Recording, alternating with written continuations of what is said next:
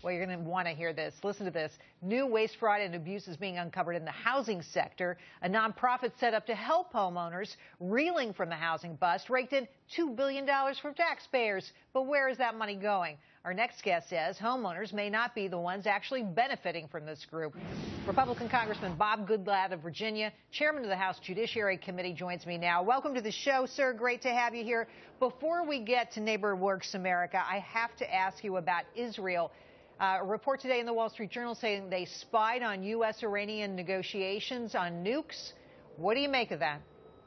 Well, there's not much available information about it yet. The Israelis deny that it took place. I think it's interesting that the administration seems more concerned that the Israelis were allegedly going to share the information that they found with members of Congress than they were about the fact that they may have been spying on the talks in the first place. But we're interested in finding out more about that.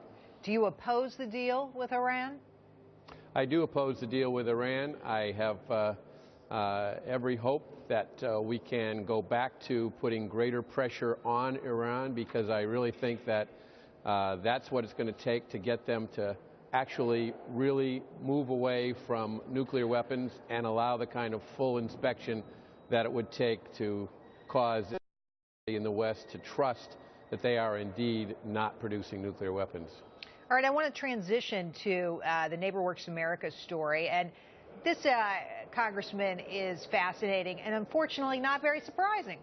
So a not-for-profit getting $2 billion from the federal government, presumably to help people who are underwater on their mortgages, to give them money, to help them out with their mortgages. That's not really what happened. Tell us what happened. Well, what really happened was that the administration entered into settlements with major banks in which they incentivized organizations like La Raza and Neighbor Works to get payment from the banks at a higher rate of credit than they would if they simply gave the money to the government for the benefit of the taxpayers who were allegedly harmed in the first place. So it was like an incentive deal that if you give money the way we tell you to distribute it, we'll give you more credit than if you just pay the fine the way you've negotiated the settlement. The problem with that is that it bypasses the Congress and our oversight of these programs and these nonprofit organizations that have Congressman, I have to say, activities. that seems to be very common these days. Another worrisome part of this are the sweetheart deals that happen. There were Neighbor Works America employees who got no big contracts, apparently, in this whole thing. Where's the oversight on this?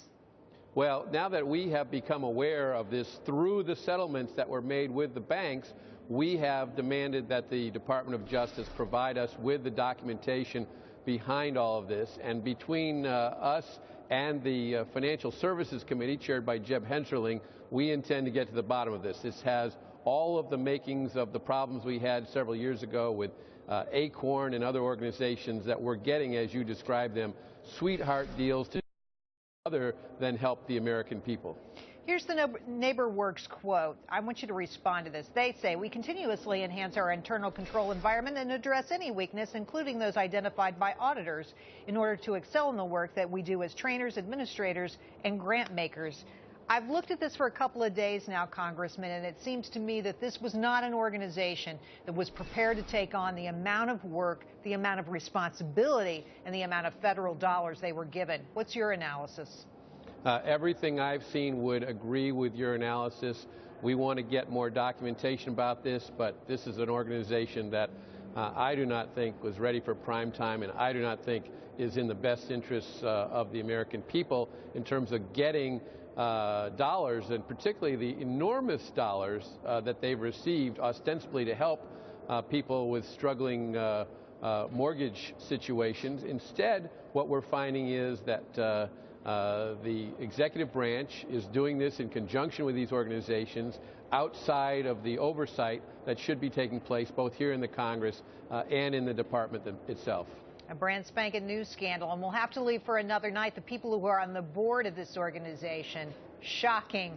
Congressman, thanks for coming on the show tonight. Appreciate your time. Thanks, Jerry. And when we come back,